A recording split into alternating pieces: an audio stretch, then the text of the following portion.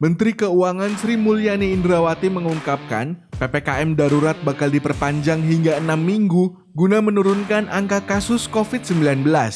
Dia mengatakan, resiko pandemi COVID-19 di Indonesia masih tinggi, terlebih dengan munculnya varian Delta. Penerapan PPKM darurat diharapkan dapat menurunkan mobilitas masyarakat.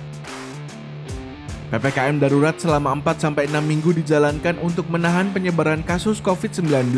Jelasnya, dia berharap mobilitas masyarakat dapat menurun secara signifikan.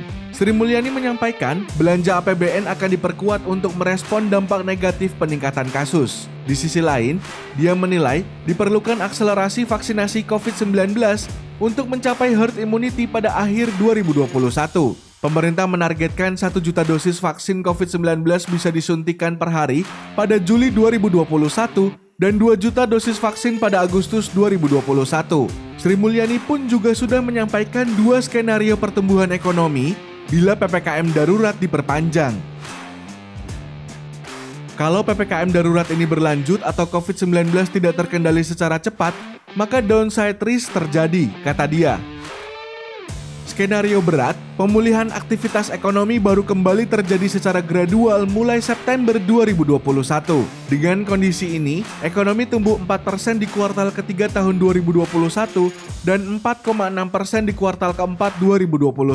Maka, ekonomi 2021 diproyeksi tumbuh 3,7% sampai akhir tahun nanti. Untuk skenario ringan, pemulihan aktivitas ekonomi kembali mulai pertengahan Agustus 2021.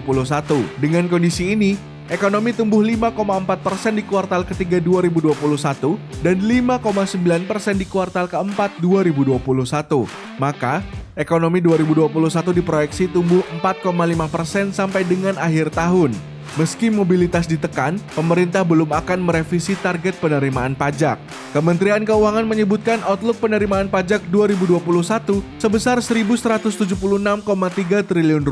Target tersebut juga terbilang optimistis, lantaran lebih tinggi 9,7% dari capaian tahun lalu. Sejumlah pakar menilai target pemerintah terlalu ambisius dan sulit terrealisasi. Pengamat pajak Center of Indonesia Taxation Analysis atau CITA, Fajri Akbar, menyarankan kepada otoritas fiskal untuk melakukan koreksi atas target penerimaan pajak pada tahun ini. Menurutnya, dengan asumsi pertumbuhan ekonomi di angka 4,9%, performa pajak hanya akan naik sebesar 2,6%.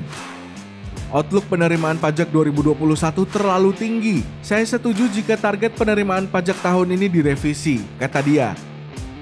Direktur Eksekutif MUC Tax Research Institute Wahyu Nuryanto menjelaskan, dengan asumsi pertumbuhan ekonomi sebesar 5% dan inflasi 3%, maka penerimaan pajak berada di angka 8%.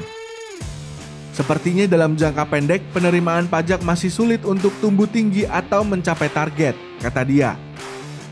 Sementara, Menko Marinvest Luhut Binsar Panjaitan menyebut dibutuhkan penurunan mobilitas warga, setidaknya 30% untuk menghadapi COVID-19 varian Alpha dan 50% untuk varian Delta agar laju jumlah kasus COVID-19 menurun.